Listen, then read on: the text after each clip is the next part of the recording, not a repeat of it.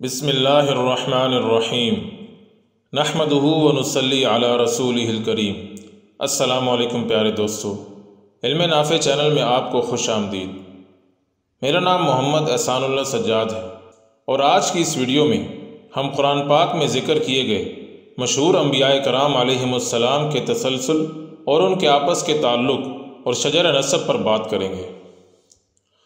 دوستو، اب تک کی میری ویڈیوز میں سب سے زیادہ اس ویڈیو کو پسند کیا گیا جس میں حضرت ابراہیم علیہ السلام کا سلسلہ نسب بیان کیا گیا تھا، لہٰذا آپ کی پسندیدگی کو مد نظر رکھتے ہوئے میں نے یہ سوچا کہ کیوں نہ دیگر انبیاء کرام علیہم السلام کے سلسلے اور شجر نسب پر بھی اسی طرح کی ایک تحقیق کر لی جائے، جس کے بعد میں نے اپنی سوچ کو عملی جامہ پہنایا اور اب نتیجہ پیش خدمت ہے۔ تو آئیے اب اپنے موضوع کی طرف آتے ہیں۔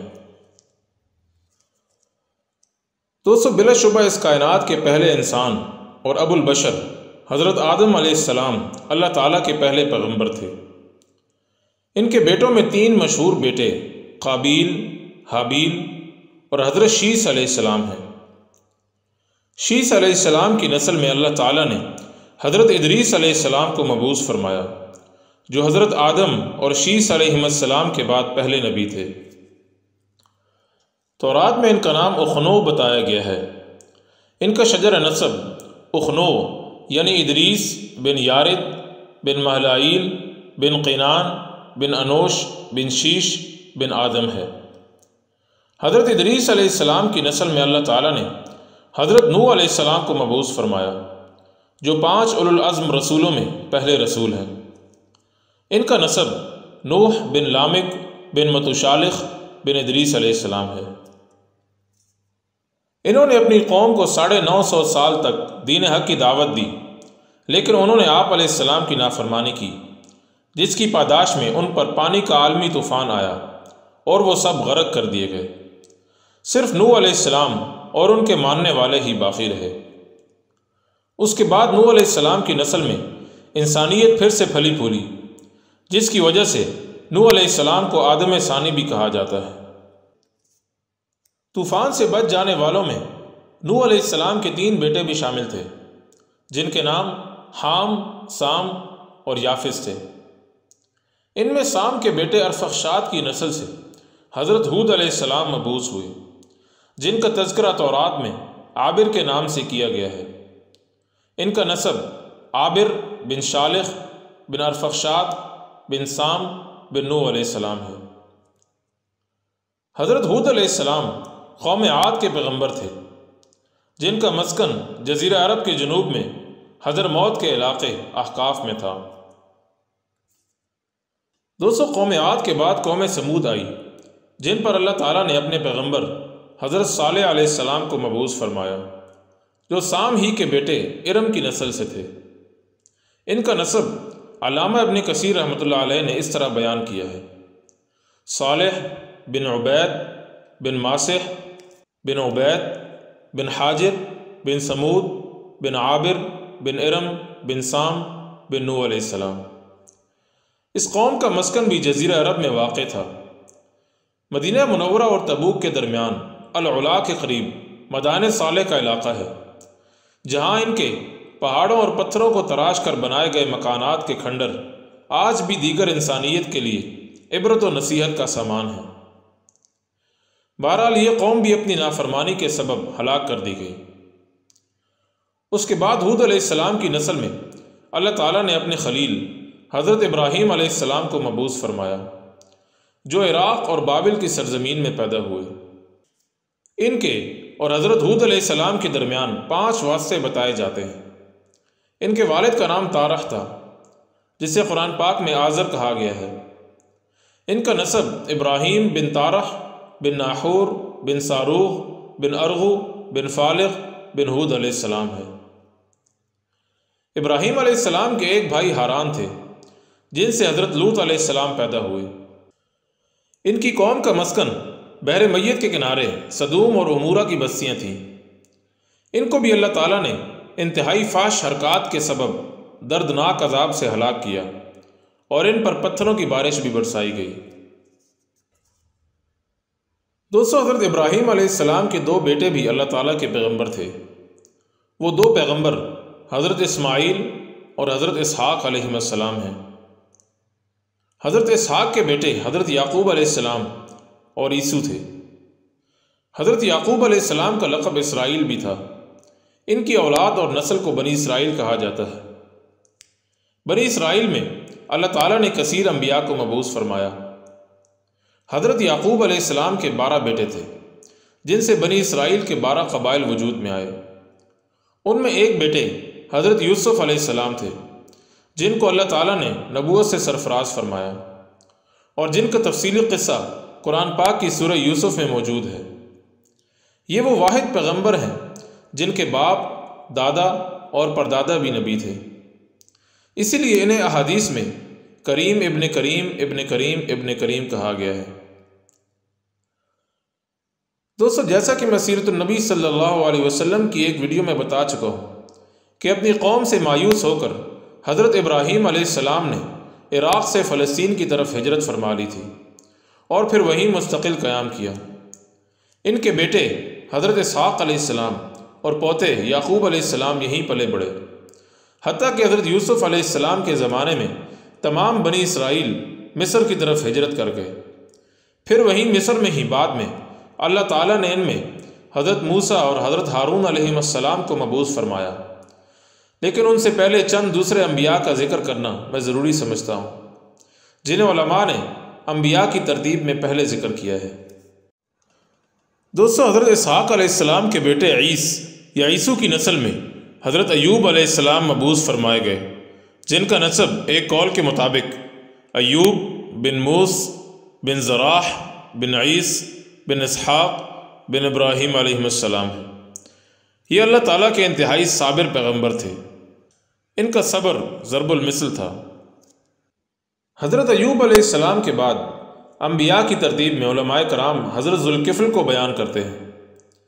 مورخین کی ایک جماعت کے نزدیک یہ حضرت ایوب علیہ السلام کے فرزند رشید تھے، واللہ اعلم۔ یہ اپنی قوم کی طرف سے ان کے بڑے تھے، ان کے فیصلے نمٹاتے اور خوب عدل و انصاف فرماتے اور ان کے دیگر معاملات کی کفالت فرماتے، جس کی وجہ سے ان کا نام ذوالکفل پڑ گیا، جس کا معنی ہے کفالت والا۔ دوستو، حضرت ابراہیم علیہ السلام کے دیگر بیٹوں میں ایک بیٹے مدین بھی تھے، جن کی نسل میں اللہ تعالیٰ نے حضرت شعیب علیہ السلام کو پیدا فرمایا۔ ان کے نسب کے بارے میں مختلف اقوال ہیں، لیکن سب کے مطابق ان کا نسب حضرت ابراہیم علیہ السلام سے ہی ملتا ہے۔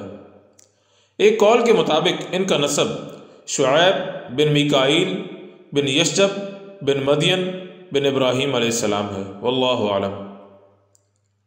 ان کو اللہ تعالیٰ نے اہل مدین کی طرف مبعوث فرمایا، جو حجاز کے شمال میں تبوک کے قریب ایک مقام ہے۔ خطابت میں حضرت شعیب علیہ السلام کو کمال حاصل تھا، جس کی وجہ سے آپ کا لقب خطیب الانبیاء مشہور ہے۔ ان کی قوم ناپ تول میں کمی کرتی تھی اور قسم قسم کی سرکشیوں اور نافرمانیوں میں ڈوبی ہوئی تھی۔ حضرت شعیب علیہ السلام کے سمجھانے پر بھی یہ لوگ باز نہ آئے اور عذاب الہی سے ہلاک کر دیے گئے۔ دوستو، قرآن پاک میں نام سے مذکور 25 انبیاء کرام علیہم السلام میں سے 4 عربی تھے، جن میں ایک شعیب علیہ السلام تھے، اور باقی 3 میں رسول اللہ صلی اللہ علیہ وسلم کے علاوہ حضرت ہود اور صالح علیہ السلام تھے۔ حضرت یعقوب علیہ السلام کے بیٹے لاوی کی نسل میں حضرت موسیٰ علیہ السلام اور ان کے بھائی ہارون علیہ السلام ہیں۔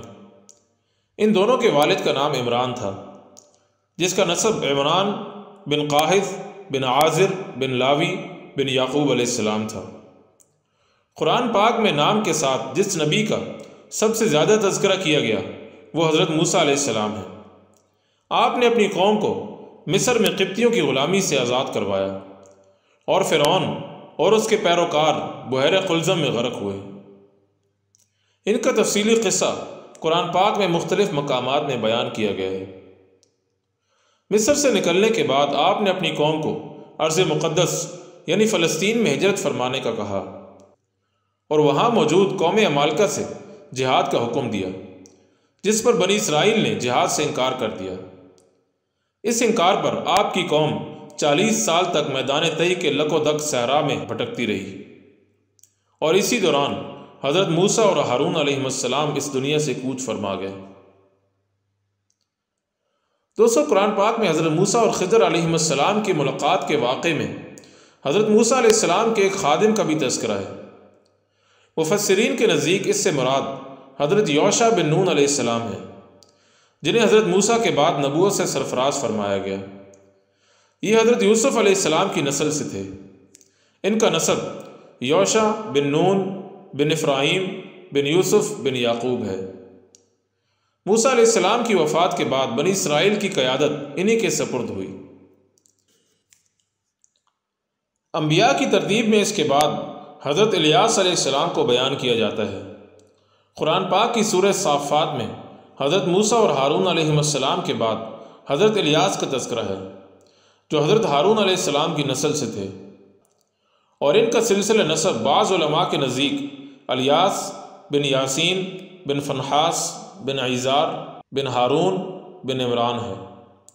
انہیں اہل بعلبک کی طرف نبی بنا کر بھیجا گیا، جو بلاد شام میں دمشق کے شمال میں لبنان کا ایک قدیم شہر ہے، جس کے کھنڈر آج بھی ماضی میں اس کی عظمت و شوکت کے مظہر ہیں۔ بعل حضرت الیاس علیہ السلام کی قوم کا بت تھا، جسے یہ لوگ پوجتے تھے، جیسا کہ قرآن پاک میں ارشاد ہے، وَإِنَّ إِلْيَاسَ لَمِنَ الْمُرْسَلِينَ إِذْ قَالَ لِقَوْمِهِ أَلَا تَتَّقُونَ أَتَدْعُونَ بَعْلًا وَتَذَرُونَ أَحْسَنَ الْخَالِقِينَ اللَّهَ رَبَّكُمْ وَرَبَّ آبَائِكُمُ الْأَوَّلِينَ، جس کا ترجمہ یہ ہے، اور الیاس بھی پیغمبروں میں سے تھے۔ جب انہوں نے اپنی قوم سے کہا کہ تم ڈرتے کیوں نہیں؟ کیا تم بعل کو پکارتے اور اسے پوجتے ہو، اور سب سے بہتر پیدا کرنے والے کو چھوڑ دیتے ہو، یعنی اللہ کو، جو تمہارا اور تمہارے اگلے باپ دادا کا پروردگار ہے۔ دوستو، حضرت الیاس کے بعد حضرت یسع علیہ السلام تھے، جو بنی اسرائیل کو حضرت الیاس کے راستے اور شریعت پر بلاتے رہے، حتیٰ کہ ان کو بھی اللہ تعالیٰ نے اپنے پاس بلا لیا۔ ان کا ذکر قرآن پاک میں 2 مقام پر دیگر انبیاء کے ساتھ آیا ہے۔ ابن اسحاق رحمۃ اللہ علیہ نے ان کے والد کا نام مخطوب ذکر کیا ہے، جبکہ ابن عساکر نے انہیں حضرت یوسف علیہ السلام کی نسل میں بتایا ہے، اور ان کا نسب یوں بیان کیا ہے، یعنی اسباط بن عدی بن شوتلم بن افراہیم بن یوسف بن یعقوب بن اسحاق بن ابراہیم علیہ السلام۔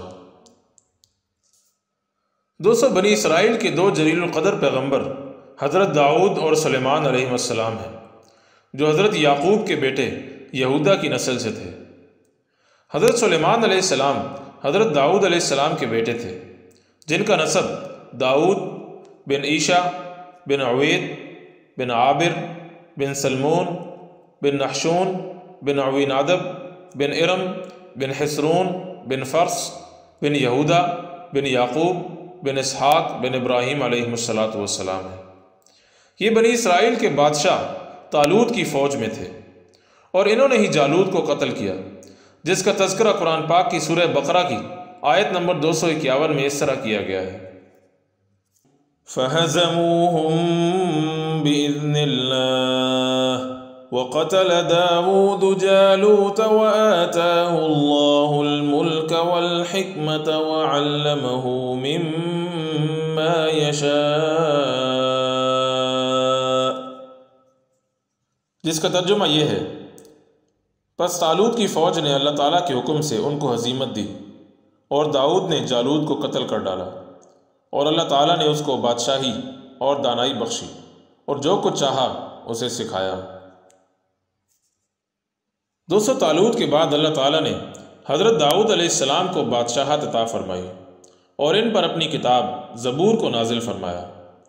ان کے بیٹے حضرت سلیمان علیہ السلام ان کے وارث ہوئے، اور انہیں بھی اللہ تعالیٰ نے زبردست بادشاہت عطا فرمائی، جو نہ اس سے پہلے کسی کو عطا فرمائی تھی نہ اس کے بعد، جیسا کہ حضرت سلیمان علیہ السلام نے اللہ تعالیٰ سے دعا کی تھی۔ دوستو، یونس علیہ السلام بھی اللہ تعالیٰ کے پیغمبروں میں سے تھے، جن کا نہ صرف قرآن پاک میں تذکرہ ہے بلکہ ان کے نام پر پوری ایک سورت ہے۔ ان کے نسب کے بارے میں کوئی خاص معلومات دستیاب نہیں۔ بعض جگہوں پر انہیں حضرت یعقوب علیہ السلام کے بیٹے بنیامین کی نسل سے بتایا گیا ہے، لیکن اس کی کوئی اصل نہیں مل سکی، سوائے اس کے کہ حدیث میں انہیں یونس بن متا کہا گیا ہے۔ واللہ اعلم۔